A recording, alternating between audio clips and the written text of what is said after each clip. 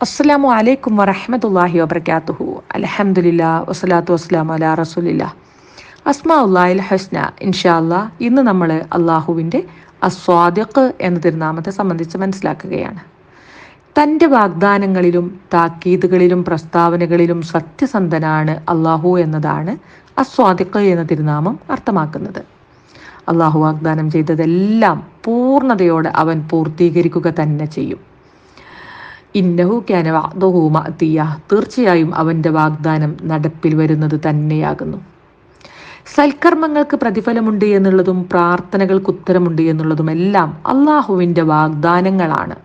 അസ്വാദിഖായ അള്ളാഹു അതെല്ലാം പൂർത്തീകരിച്ച് നൽകും എന്ന് വിശ്വസിക്കൽ വിശ്വാസികൾക്ക് മേൽ ബാധ്യതയുമാണ്. അഥവാ നമ്മൾ പ്രവർത്തിക്കുന്ന സൽക്കർമ്മങ്ങൾ പാഴായി പോകുമോ എന്നും പ്രാർത്ഥിക്കുന്ന പ്രാർത്ഥനകൾക്ക് ഉത്തരം ലഭിക്കപ്പെടാതെ പോകുമോ എന്നുമുള്ള ആശങ്ക വിശ്വാസിക്കുള്ളിൽ ഉണ്ടാകാൻ പാടില്ലാത്തതാണ് എന്നർത്ഥം. അള്ളാഹു പറയുന്നു, വഅദല്ലാഹി ഹഖ വമൻ അസ്ദഖു മിനല്ലാഹി ഖീല. അള്ളാഹുവിൻ്റെ സത്യസന്ധമായ വാഗ്ദാനമാണത്. അള്ളാഹുവേക്കാൾ സത്യസന്ധമായി സംസാരിക്കുന്നവൻ ആരുണ്ട്?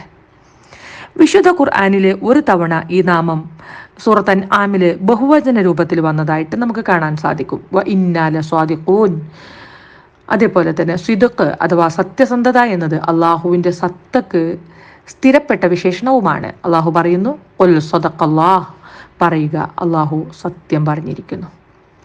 വാഗ്ദാനം ചെയ്തതെല്ലാം എത്തിക്കുകയും പൂർത്തീകരിക്കുകയും ചെയ്യുന്നവനായ അസ്വാദിഖായ അള്ളാഹു സ്വർഗാർഹരുടെ വിഷയത്തിൽ നൽകുന്ന വാഗ്ദാനം വിശ്വാസികൾക്കേറെ പ്രതീക്ഷയും ആശ്വാസവും നൽകുന്നതാണ്. അള്ളാഹു പറയുന്നു, ഉലൈകല്ലദീന നതഖബ്ബലു അൻഹും അഹ്സന മാ അമിലു വനതജാവസു അൻ സയ്യിആതിഹിം ഫീ അസ്ഹാബിൽ ജന്നah വഅദസ്സിദ്ഖില്ലദീ കാനൂ യുഅദൂൻ. അത്തരക്കാരിൽ നിന്നാകുന്നു അവർ പ്രവർത്തിച്ചതിലെ ഏറ്റവും ഉത്തമമായത് നാം സ്വീകരിക്കുന്നത്. അവരുടെ ദുഷ്പ്രവർത്തികളെ സംബന്ധിച്ചിടത്തോളം നാം വിട്ടുവീഴ്ച കാണിക്കുകയും ചെയ്യും.